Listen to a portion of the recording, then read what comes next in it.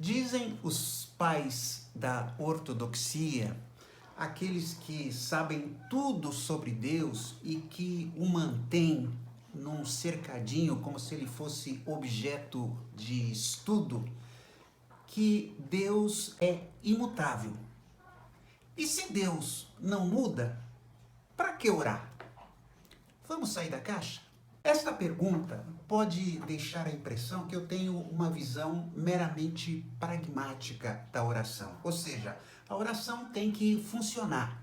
Ou, em outras palavras, os meus desejos, os meus pedidos têm que ser atendidos. E com esta ideia pragmática, muitos fazem de Deus um balconista que tem que atendê-los, atender a todas as suas solicitações. É aquilo que antigamente se chamava de oração danoninho. Me dá, me dá, me dá. Eu só quero receber. Há pessoas que só se lembram de Deus quando precisam de algo. A igreja está repleta delas. A igreja no seu contexto geral. Eu vou à igreja para buscar minha bênção, buscar alguma coisa para o balconista celestial. Nada de pragmatismo. Não estou aqui querendo passar uma visão pragmática. Orar é relacionar-se com Deus. Orar é conviver com Deus, é pensar em Deus, falar com Ele, escutá-lo, ter prazer na sua presença. Orar é diálogo, orar é convivência. Santo Agostinho disse que a oração é o encontro da sede de Deus e da sede do homem. Bonito, não é? Mas a gente também pede, não é errado pedir. Vários teólogos sistemáticos dizem que um dos atributos naturais de Deus, ou também são chamados de atributos incomunicáveis de Deus, um desses atributos é a imutabilidade. Isto, segundo eles, significa que Deus não muda, ele não se altera, ele não cresce, ele não se desenvolve, porque ele já alcançou o máximo. E eu, vendo um desses teólogos, ele cita duas referências. Uma está lá em Malaquias 3,6. De fato, eu, Senhor, não mudo. Por isso, vocês, descendentes de Jacó, não foram destruídos. Outra referência que ele deu foi Tiago 1,17. Tudo de bom que recebemos e tudo o que é perfeito vem do céu, vem de Deus, o Criador das luzes do céu. Ele não muda, nem varia de posição, o que causaria escuridão. Olha, eu queria dizer que a resposta de Deus às nossas orações não é uma charada. Deus não finge que está nos atendendo quando, na verdade, está fazendo apenas o que faria de qualquer modo. As nossas petições realmente influenciam aquilo que Deus faz ou deixa de fazer. A ideia de que tudo aconteceria exatamente como acontece, independentemente de orarmos ou não, é um fantasma que assombra as mentes de muitos que confessam fé em Cristo, fé em Deus. Isso impossibilita psicologicamente a oração e substitui a oração, na melhor das hipóteses, por um ritual vazio. É lógico que Deus não age e nem reage a rituais vazios. Você também não faria isso. Alguém que vem lhe pedir alguma coisa meramente como se fosse um ritual.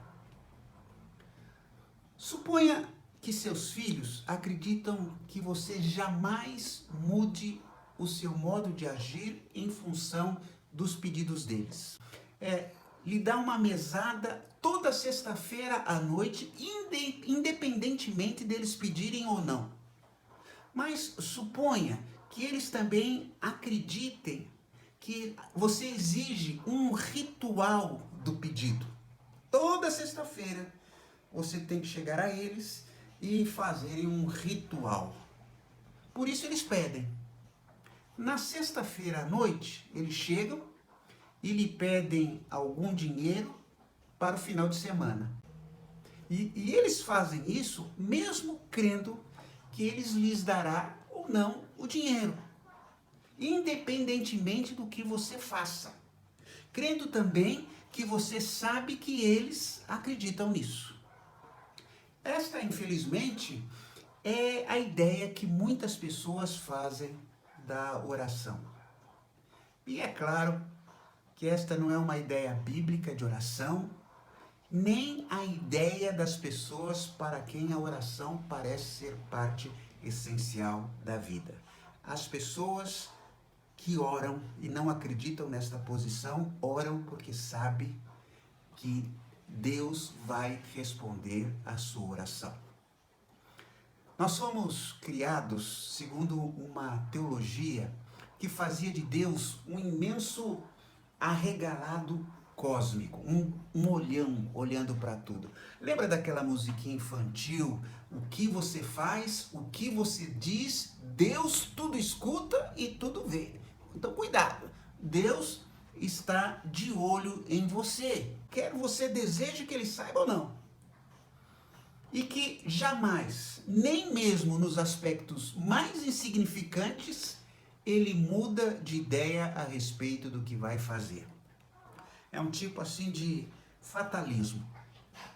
Está escrito e vai acontecer. Não importa o quanto você ore ou pelo que você ora.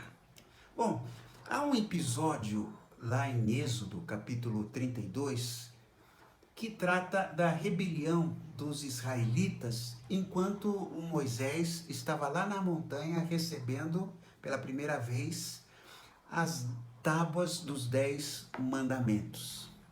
Eles fizeram um ídolo e adoravam este ídolo. O coração deles estava lá voltado para o Egito e os corpos entregues a uma orgia. Bom, eu creio que é melhor a gente ler isso. Êxodo 32, 9 a 14 diz assim, Deus falando, eu conheço este povo e sei que ele é muito teimoso. Agora, não me tente impedir, pois vou descarregar a minha ira sobre esta gente e vou acabar com eles. Depois farei de você e dos seus descendentes uma grande nação. Porém, Moisés fez um pedido ao Senhor. Ele disse, ó Senhor, por que ficaste assim tão irado com o teu povo, que tiraste do Egito com grande força e poder?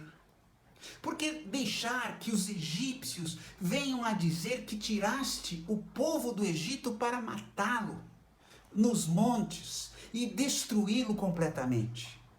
Não fiques assim irado, muda de ideia e não faças cair sobre o teu povo esta desgraça. Lembra-te dos teus servos Abraão, Isaque, Jacó. Lembra do juramento que fizeste de olhar por eles, que darias os seus descendentes toda aquela terra para ser propriedade deles para sempre. E olha aí, versículo 14 diz assim, então o Senhor mudou de ideia e não fez cair sobre o seu povo a desgraça que havia prometido. Esta aqui é a versão na linguagem de hoje. Na versão da NVT, nova versão transformadora, está assim, então o Senhor se arrependeu. Na NVI, o texto escreve, o Senhor se conteve de trazer o mal que ameaçara contra o povo. O Senhor se conteve, ele se segurou.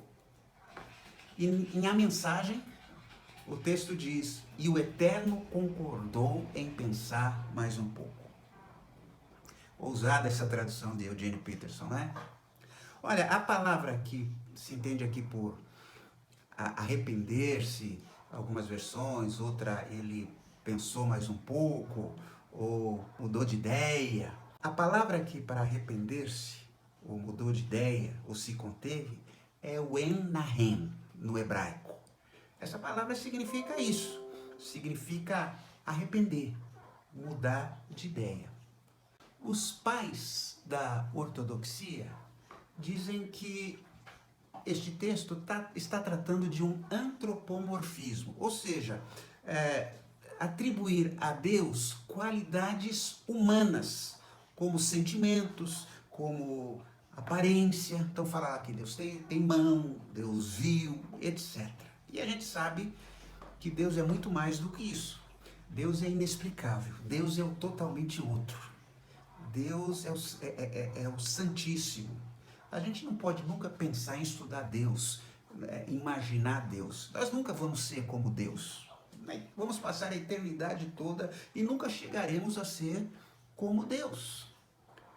Então, os cristãos aceitam que Deus ouve as nossas orações, mas a maioria deles não acreditam que podemos convencer Deus a mudar de ideia.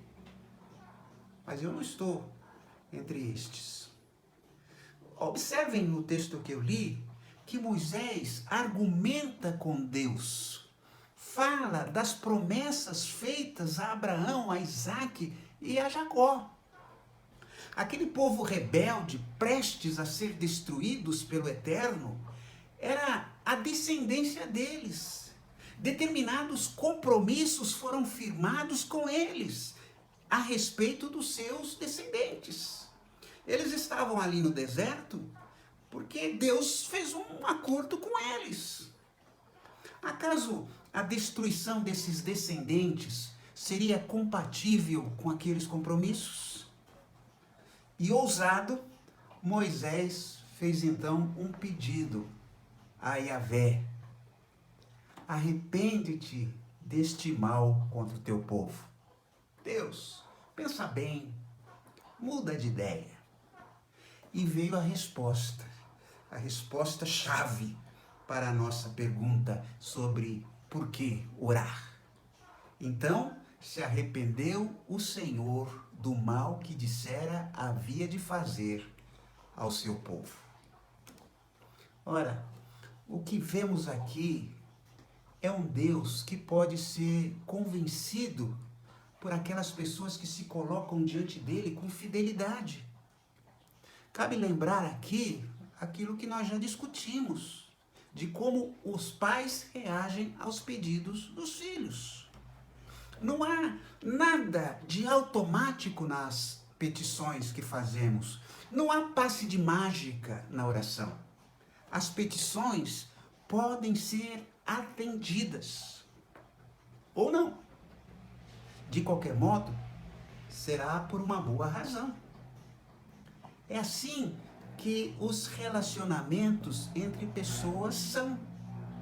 Ou pelo menos deveriam ser assim.